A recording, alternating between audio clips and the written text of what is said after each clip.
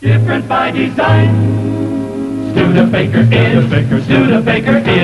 Studebaker is. Hey everybody, Kyle here again at the Studebaker National Museum. I'm joining you from our main level galleries. Now, some of you probably watching enjoy warm weather all year long. I'm a little bit jealous of that.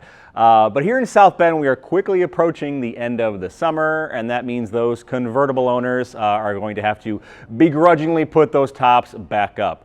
But that got me thinking, where did the convertible come from? We see them all the time today, but like most automotive innovations, we can trace the first convertibles back to the horse-drawn era in the late 1800s. Specifically, a horse-drawn carriage called a cabriolet, which had a foldable roof, as you can see in this image here.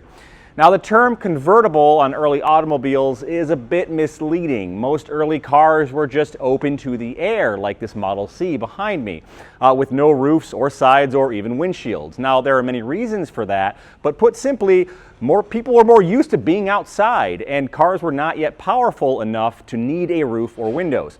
Now, in an age before any sort of safety equipment, many drivers also thought it was safer to be thrown clear of the car in case of an accident, which I have to admit has some logic to it.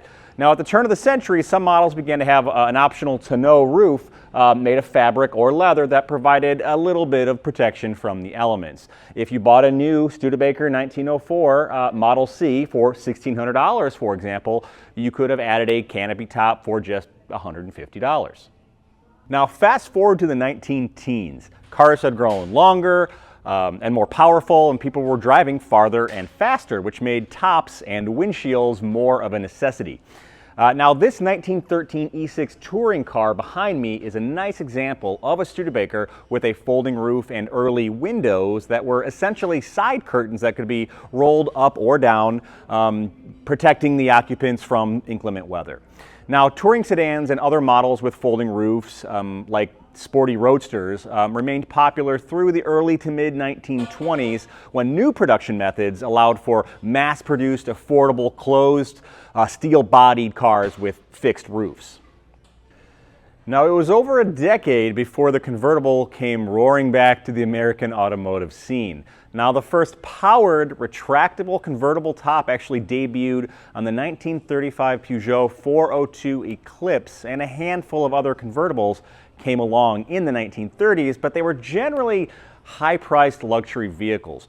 Now, one example is our 1938 Commander convertible sedan seen here, which had a manually retractable roof that could be folded back into the vehicle's trunk. You can see the car with its top down in this image here.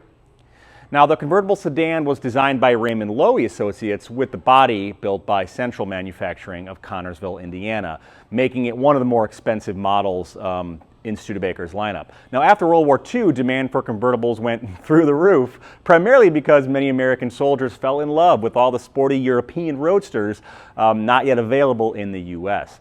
Now, by the early 50s, convertible production really skyrocketed, including folding soft-top convertibles and sort of detachable hardtops.